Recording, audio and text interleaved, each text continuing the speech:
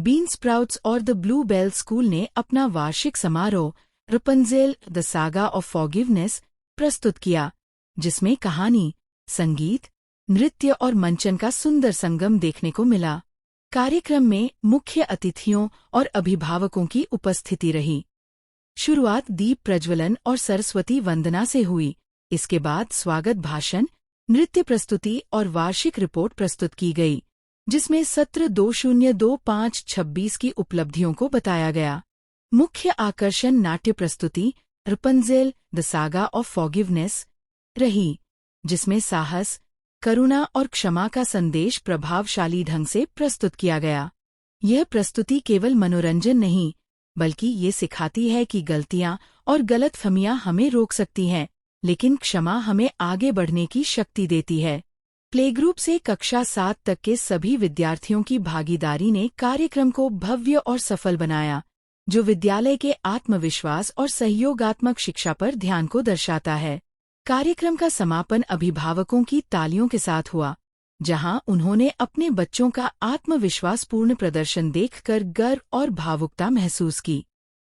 था कि साल भर की बच्चों की जो मेहनत है हर फील्ड में, visual art, performing art, theatre हो गया, जो भी मेहनत उन्होंने की है, उसका हम एक विजिबल पेरेंट्स के लिए एक विजिबल आइटम तैयार करते हैं, जिससे कि हम ये भी मतलब हमारा पता चलता है कि हम सिर्फ क्लासरूम्स में बच्चों की पढ़ाई नहीं होती, हम आउटडोर्स का बहुत यूज़ करते हैं। हमारे करिकुलम में भी, अगर आज ये आपने एक एनुअल डे देखा है 1 घंटे का प्रोग्राम, पर हमारे करिकुलम में भी ऐसे कई छोटे छोटे activities, role plays, musical performances और राइटिंग के भी बच्चों की बहुत सारी स्किल्स के एग्जाम्पल्स और एक्टिविटीज़ हम रखते हैं, जिससे कि बच्चों का बेस बहुत स्ट्रांग होता है और तभी वो आज चलकर ऐसी परफॉर्मेंस दे पाते हैं।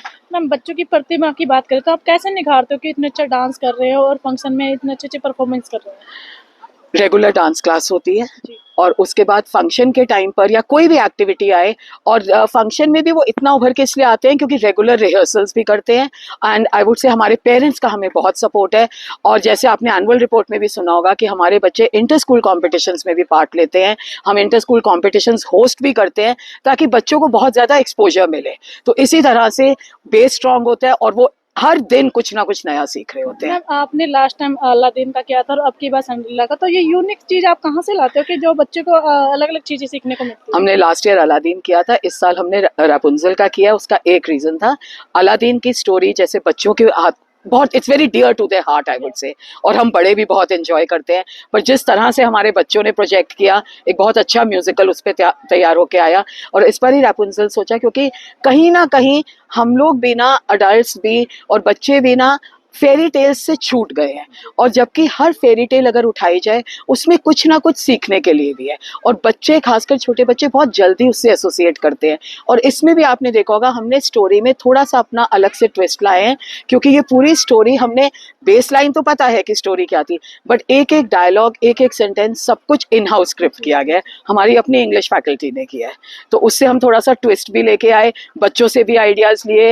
एंड मतलब सर्टन थिंग्स, जैसे कुछ था कि जैसे नहीं, हम इतना कंफर्टेबल इसमें नहीं है, हम इसको ऐसे करना चाहते हैं, तो बच्चों के आइडियाज भी बहुत इसमें मायने रखते हैं। तो बच्चों के लिए और बच्चों के पेरेंट्स जो आए थे उनके लिए क्या कहना चाहोगे? मैं पेरेंट्स के लिए तो सबसे पहले यही कहना चाहूँगी कि उन्होंने बहुत सालों से हमारा सहयोग कर रहे हैं ब्लू बेल्स ग्रुप का, और खासकर इस ब्रांच को, 50 सेक्टर की द ब्लू बेल्स और बीन स्प्राउट्स को भी उनका बहुत सहयोग मिल रहा है। और अभी हमारा दूसरा एनुअल फंक्शन है, और उनके सहयोग से और अपनी पूरी टीम की मेहनत से और बच्चों की इतनी सुपर डुपर मेहनत से मुझे पूरा विश्वास है कि हम इससे भी बेटर एनुअल फंक्शंस आगे करेंगे।